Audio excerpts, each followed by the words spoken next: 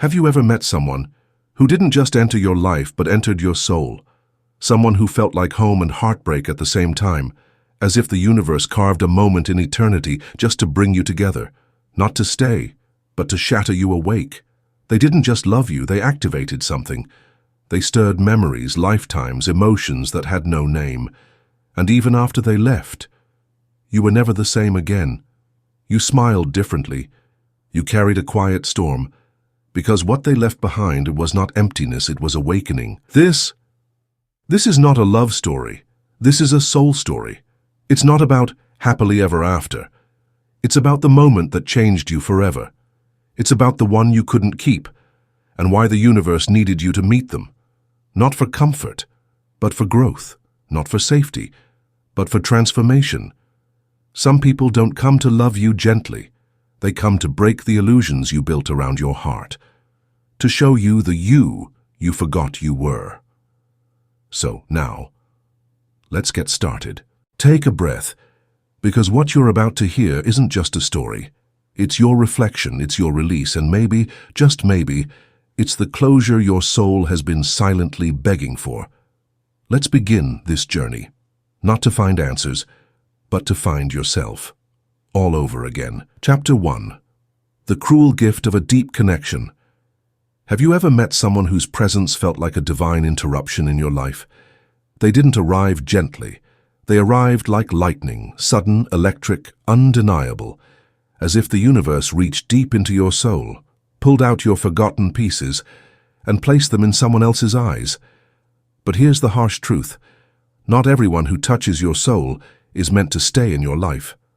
Sometimes they're meant to wake you up, because before them you were asleep, walking through life with a mask, a smile that hid confusion, a routine that numbed your deeper calling. You thought you knew who you were, but then they came, so nothing made sense anymore. They stirred your silence, triggered old wounds, resurrected dreams you buried just to survive. They cracked open parts of your heart that even you were afraid to face, and the most painful part? You felt seen, truly seen, maybe for the first time, but it didn't last, because it wasn't supposed to. This was never about love. It was about awakening. This was never about forever. It was about remembrance of who you are beneath the noise. Carl Jung once said, "Until you make the unconscious conscious, it will rule your life and you will call it fate." That person, they were not fate. They were your mirror, your soul's messenger. A cosmic alarm clock ringing through the chaos of your comfort zone. They didn't come to complete you. They came to crack you open, to force you to look at your shadow, your patterns, your wounds, your truth. And yes, it hurts. It hurts to realize someone could make you feel that much only to disappear like mist in morning light. But listen carefully. This was not a loss. It was an assignment. It was the universe putting you back in alignment. You didn't meet them by accident. You met them because your soul was ready. Ready to remember, ready to heal, ready to evolve. So no, this wasn't a mistake. It was a brutal blessing, a cruel gift, wrapped in a connection that felt like home but was designed to push you out into the unknown. Because only in discomfort do we grow. Only in heartbreak do we meet our depth. And you, my friend, are about to rise. Chapter 2. Soul Chemistry. Why it feels so real. Why does it hit so deep? Why does it feel like they touched not just your heart, but something older, something ancient, something sacred? The truth is, when two souls collide with that kind of pull, it's never just about romance. It's never about flowers, dates, and promises. It's spiritual surgery, a divine disruption, a cosmic collision engineered not for comfort, but for evolution. Carl Jung once said, "The meeting of two personalities is like the contact of two chemical substances. If there is any reaction, both are transformed." Let that sink in. When this person entered your life, something reacted. Something ancient inside you moved. Not just your emotions, but your inner wiring. Your spiritual DNA started to shift, and you began to unravel. This wasn't love at first sight. It was recognition, at first soul glance, as if you didn't meet them. You remembered them, the way they spoke, the way their presence lingered even after they were gone. It wasn't logical. It was chemical. It was energetic. It was alchemical. Because this wasn't about building a safe life together. It was about awakening the parts of yourself that had gone numb, the parts buried under trauma, silence, routine, survival. They didn't come to hold your hand through calm waters. They came to throw you into the storm so that you could remember you were born with wings. And that storm, that fire, was never meant to destroy you. It was meant to burn down the version of you that was living someone else's story. You see, this is alchemy. This is soul chemistry, not the sweet kind. The sacred, unsettling, soul-stretching kind. The kind that forces you to let go of illusions. The illusions of control, the masks, the false narratives, the shoulds that society planted in you. They came to break the mirror you were using so you could finally see your reflection in their eyes. And that's why it felt so real. Not because it was meant to last, but because it was meant to change you. You were never supposed to stay the same after meeting them. You were supposed to shed, to question, to evolve, to feel things so deeply that you'd never again accept a shallow life. So if you're still wondering why you can't forget them, why their memory lives in your body like a ghost that won't leave, it's because they were more than a person. They were a portal to your higher self, to your deepest wounds, to the you were always meant to become. And that kind of connection, it doesn't fade easily, because it didn't come to stay, it came to transform. Chapter 3. Synchronicity or Punishment. Why would the universe show me something so beautiful, only to take it away? Have you ever screamed that question into the silence of your own heartbreak? Have you ever looked up at the sky with tears in your eyes and whispered, "What was the point of this?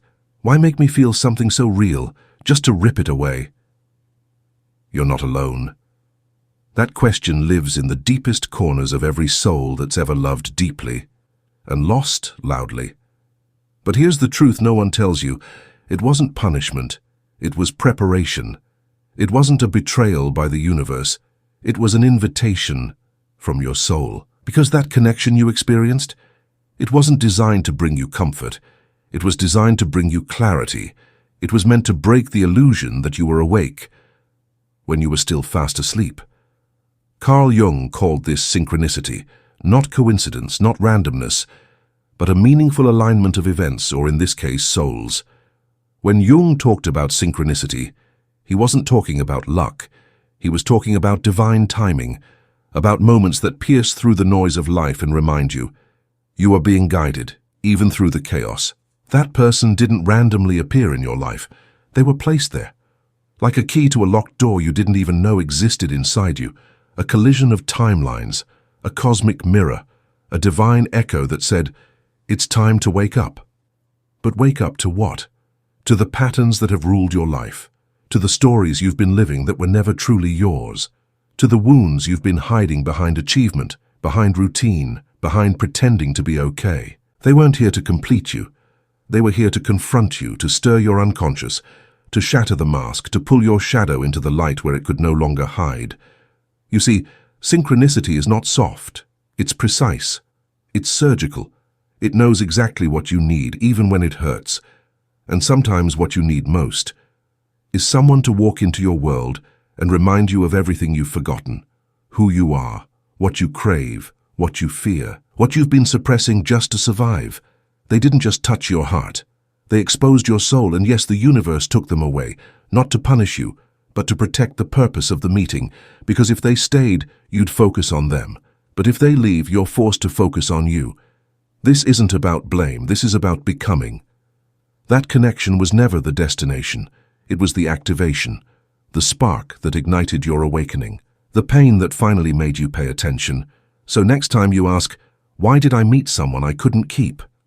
Remember, the universe doesn't send people to fulfill your fantasy. It sends them to fulfill your growth. This wasn't a punishment. It was a divine whisper, a synchronicity with one message. The old you must die, so the real you can be born. Chapter 4. The Mirror Effect. Why they broke you. Open. You thought they were the one. The final chapter, the reward at the end of your long wait, the one who would stay, love you, fix everything that hurt inside. But they weren't your destination. They were your mirror. And mirrors don't comfort you, they confront you, they don't tell you what you want to hear, they show you what you've been refusing to see.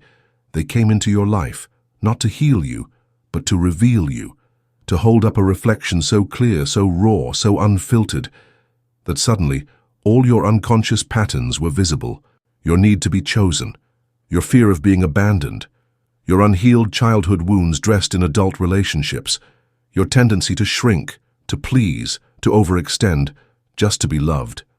They didn't break you. They showed you where you were already breaking, where you'd been bleeding quietly for years. They simply pulled the curtain back on your pain, and that's why it hurt so deeply. Because for the first time, you were awake. You thought, if it ended, it must mean I failed. If they left, it must mean I'm not enough. I'm not. But what if the ending was the beginning? What if the heartbreak was the doorway you never would have walked through on your own? Carl Jung taught us that until we make the unconscious conscious, it will continue to rule our lives. And we'll just call it fate. But here's the thing. Pain brings awareness, and awareness brings power. And sometimes the only way the universe can wake you up is by sending someone to press on your wounds so hard. You have to look at them. You weren't broken because it ended, you were reborn because it did. That person, they were never yours to keep, they were your soul's alarm clock, a divine catalyst wrapped in human skin, a sacred disturbance designed to pull your healing to the surface. And yes, it was messy, yes, it was painful, but healing always begins in chaos, because before transformation there is the tearing, before peace there is the earthquake, before the light there is the mirror. And that mirror shows you every shadow, every scar, every lie you've believed about yourself. They didn't come to break your heart. They came to break your pattern, to stop the cycle, to interrupt the script you've been unknowingly acting out for years. The pain wasn't punishment, it was the portal, to a deeper truth, to a freer you, to the version of yourself that doesn't settle, doesn't chase, doesn't beg to be seen, because they've finally seen themselves. So when you ask, why did they hurt me so deeply? Understand this. They didn't hurt you. They exposed the part of you that was already hurting. And in that exposure, you found your first real chance to heal. This wasn't the end of your story. It was the mirror that showed you where your real story begins. Chapter 5. Love that was never meant to stay. We live in a world obsessed with permanence, a world that tells us if love is real, it lasts. If they leave, it wasn't meant to be. If it ended, it was a mistake. But what if we've misunderstood the purpose of love altogether? We've been taught to romanticize love, to see it as a fairy tale, a prize, a destination where all wounds magically vanish. But that's not love. That's the ego's fantasy. Because the truth, some of the most real, most intense, most soul-shifting connections aren't meant to stay, they're meant to burn, to ignite something inside you, even if it sets your entire world on fire. Some people come into your life like a flame in a dark room. They illuminate everything, your hopes, your fears, your shadow, your soul. And then, just as quickly, they disappear into the night. Not because they didn't care, but because their role was never to stay. It was to awaken. You see, not every connection is about building something. Some are about destroying illusions. They come to scorch the lies you've been living, to burn through the masks you've worn for survival, to tear down the false identities you've built just to feel loved. This is soul work, not storytelling. This is spiritual fire, not romantic fairy tale. Carl Jung believed that the soul doesn't care about your comfort. It cares about your growth. And sometimes, growth comes dressed as heartbreak. You didn't lose a love. You lost a version of yourself. The version that begged to be chosen. The version that thought love had to look a certain way to be real. The version that was still living in fear, in fantasy, in smallness. When they left, yes, it hurt. It cracked something open inside you. But what if that crack was the doorway?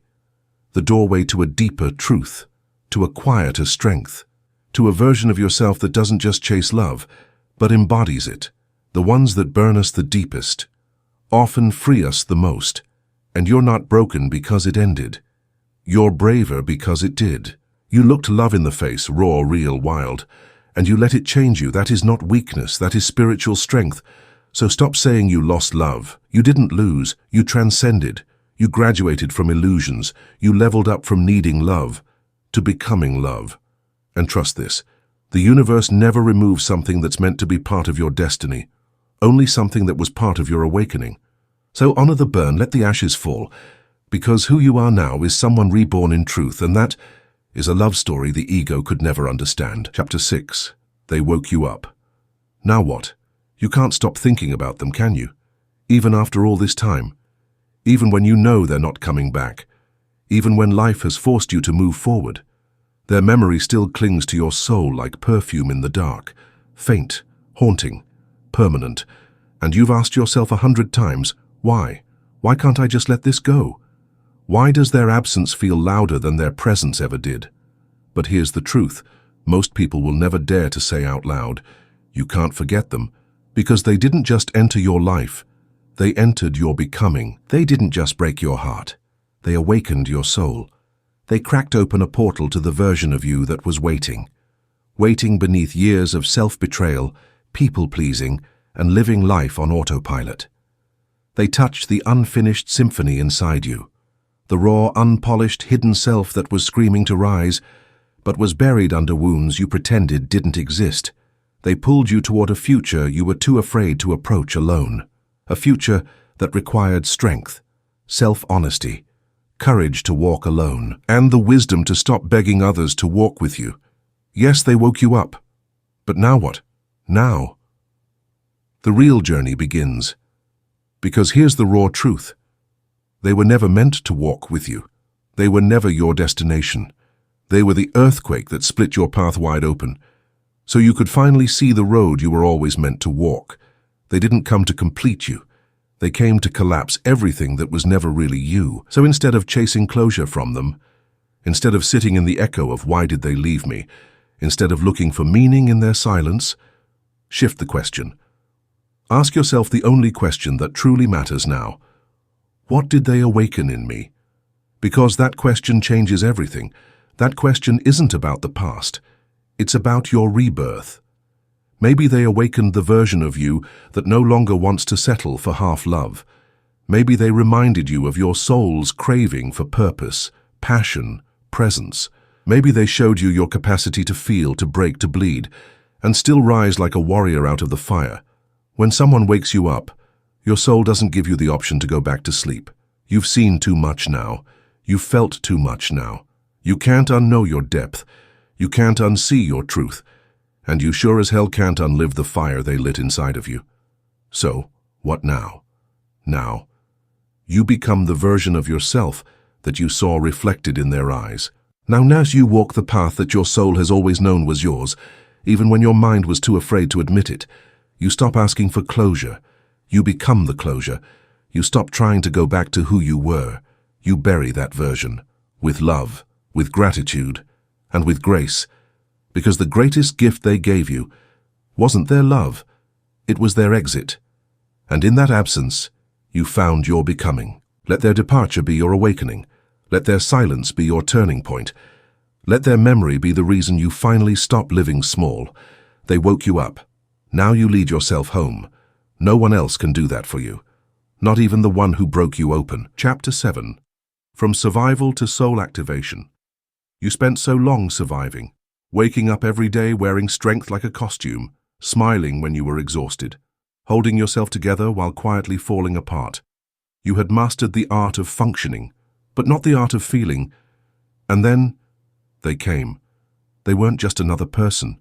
They were a mirror, a frequency your soul hadn't touched in lifetimes. Their presence was disruptive, not because they were loud, but because they were true, and for the first time someone saw you. Not the version you curated, not the persona you presented to the world, but the raw, unfiltered essence of who you really are beneath the armor. They saw the flicker in your eyes when you talked about your dreams. They noticed the crack in your voice when you mentioned your past.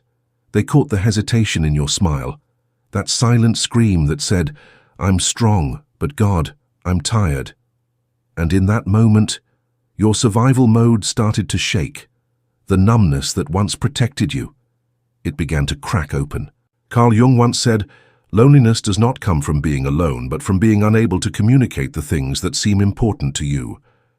That's the loneliness you've carried for years, not the absence of people, but the absence of understanding, of being met at your depth, of being felt, not just heard. They didn't heal you, but they disrupted your false peace. They poked the silent ache you had hidden beneath your routines. They shattered your illusion of "I'm fine," and whispered something your soul hadn't heard in a long time. "Here, feel this. Feel the weight you've been carrying. Feel the grief you buried under responsibility. Feel the rage, the longing, the unmet hunger for a life that reflects your soul's truth." They didn't teach you something new.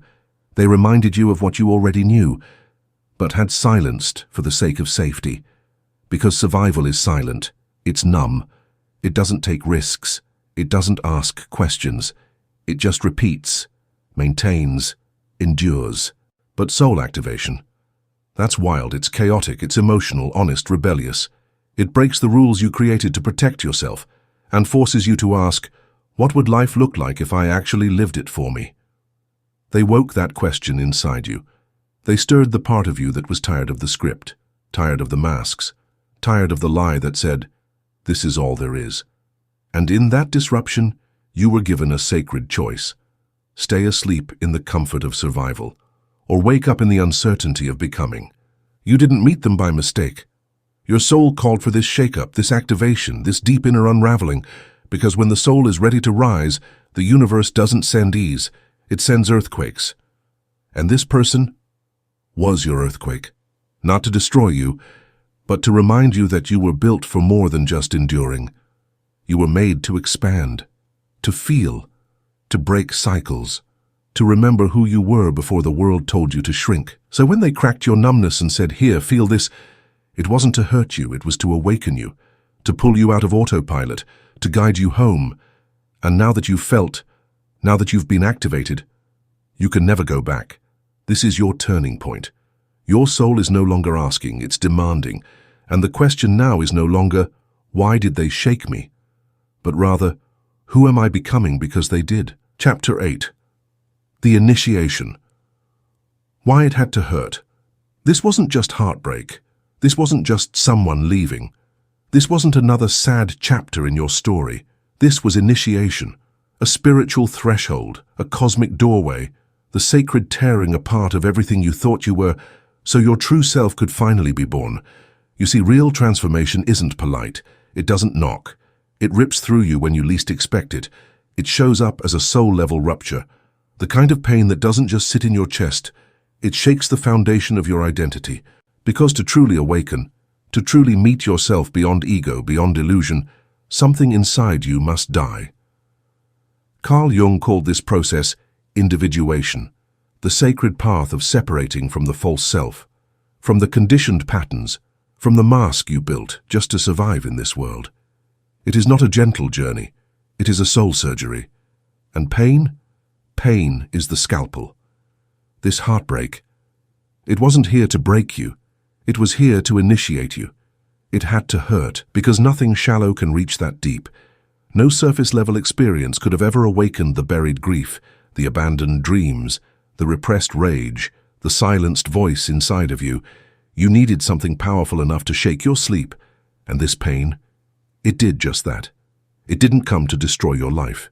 It came to destroy your limits, to burn down the lies you told yourself. "I'm not enough. I have to earn love.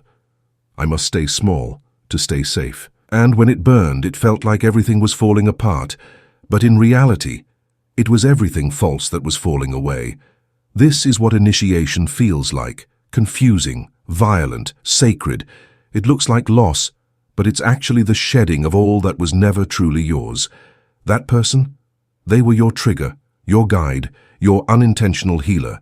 They activated this portal not because they were perfect, but because they were the perfect mirror for what your soul was ready to face. And as the pain came, wave after wave, you were being carved, cleansed, cleared, not for punishment, but for rebirth. This wasn't about them, it was about you. Your ego called it betrayal. but your soul called it ascension. Because pain is how the universe whispers, you've outgrown this version of yourself. It's time to evolve. So if it hurts, let it. Let it burn. Let it unravel the stories you've held onto for too long. You're not being broken. You're being initiated into the rawness of your real self, into the strength that can't be faked, into the clarity that only fire brings. Because after this, you won't settle for half versions of life. You won't wear the mask. You won't shrink to fit into places that no longer match your frequency. You've crossed a threshold, and there is no going back. So honor the pain. Respect it. It's not your enemy. It's your passage, your right, your calling to rise. And the next time someone asks you, why did it hurt so much? You'll answer, not with bitterness, but with power. Because I was being reborn. Chapter 9. Integration. Carrying the flame, not the fantasy. The real tragedy was never losing them. It was almost losing yourself in the aftermath of their absence. You see, when a connection cuts deep, so deep it touches the bones of your soul, it doesn't just vanish when they leave. The echo lingers. The flame flickers in your chest long after their physical presence is gone. But here's where most people get stuck. They carry the fantasy, not the flame. They hold on to the illusion that if they wait long enough, if they replay the memories, if they become someone better, that person might come back. That ending might rewrite itself. That heartbreak might turn into healing from the outside. But that's not integration. That's attachment to the dream. And the dream is not what your soul came here to live. The truth? They were never the destination. They were the bridge. They were the spark. Not the fire you were supposed to keep chasing. Not the fairy tale you were meant to keep rewriting. Real integration is when you stop waiting for their return and start walking into your own. When you stop carrying their memory like a wound and start carrying it like a torch, a flame that doesn't burn you anymore but guides you, because the most sacred thing they gave you was not their love. It was what their love revealed. They showed you where you were still aching. They exposed what you had forgotten about yourself. They awakened parts of your soul you buried to survive.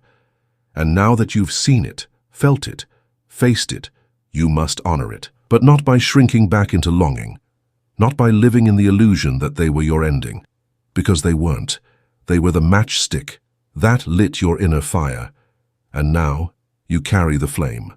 Not the fantasy. Not the hope they'll understand. Not the version of you that begged for closure. That part is gone. That part served its purpose. The new you walks differently, thinks deeper, chooses clarity over chaos, and purpose over pain. Because when you integrate, you no longer need the person to stay in order to keep what the experience gave you. You become the keeper of the truth. You become the home you were seeking in them. You become the flame that no one else can dim. And you don't do it for revenge. You don't do it to prove you've moved on. You do it because your soul is done surviving. Now it's time to live consciously.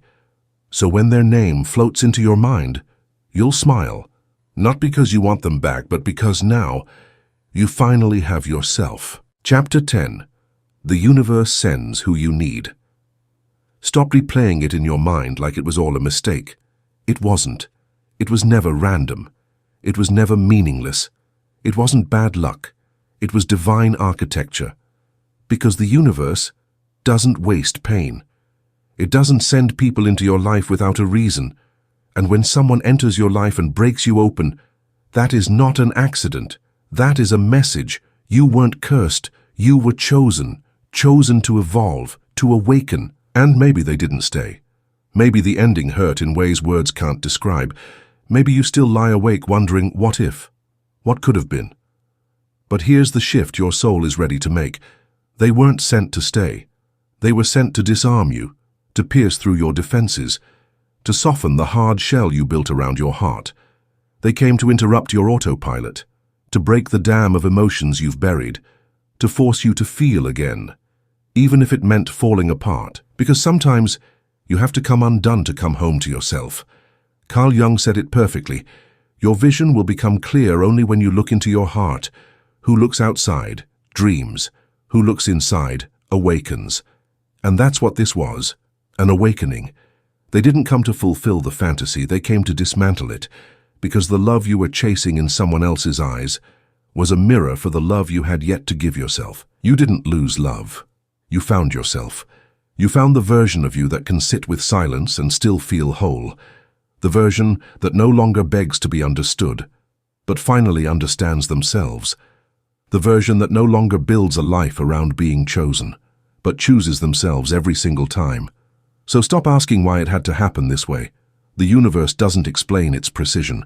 It sends people like arrows to your soul, not to wound you, but to point you home. They were not your person. They were your permission. Permission to break the illusion. Permission to let go of what no longer serves. Permission to finally become the most authentic version of you. They were the soul contract that said, you must awaken now. So if you're still holding on to the question, why did it end? Shift it to, what began because of it? Because what began was the real story, the real you, the rediscovery of your voice, the cracking open of your truth. And one day you'll realize the universe never took something from you. It gave you back to yourself. So bless the pain, honor the fire, and carry the lesson forward, not as a scar, but as your initiation mark. Because now you know the universe sends exactly who you need, even when it hurts, especially when it hurts. And through that pain, you rise, not as who you were, but as who you were always meant to become. You're not alone. If this message touched something deep inside you, if it echoed in the silence you've been carrying, if it spoke to that invisible ache you never found the words for, that connection you still think about at 2 a.m., that moment you never really got to close, and then hear this. You were never broken. You were being rebuilt. This wasn't just heartbreak. It was your rebirth. This wasn't about losing them. It was about finding you. You were never meant to keep them. They were never your final chapter. They were the match that sparked the fire of your becoming. They came to remind you of everything you forgot, that you're worthy, that you're whole, that your love doesn't need to be earned, it needs to be remembered. So if you're ready to stop waiting for the past to return, ready to stop replaying the fantasy of what could have been, ready to stop searching for closure that was always meant to come from within, then do this not for me, but for you. Hit the like button, as a silent promise to yourself. I'm choosing healing over holding on. Share this video with someone who's carrying the weight of an ending, someone who needs to hear, you're not crazy for feeling this deeply. You're human, you're healing, and you're not alone. And in the comments below, tell us, what did they awaken in you? Because sometimes writing it down, giving it words, is the very first step in setting it free. This space isn't just for viewers. It's for souls in transition, for people like you who've been cracked open and are brave enough to turn that pain into purpose. So speak, type, let it out. There's power in your truth, and maybe, just maybe, your words will be the mirror someone else needs to begin their healing too. This isn't goodbye. This is the beginning of your return. Back to yourself. Thank you for walking this path with us. Now go. Carry the flame.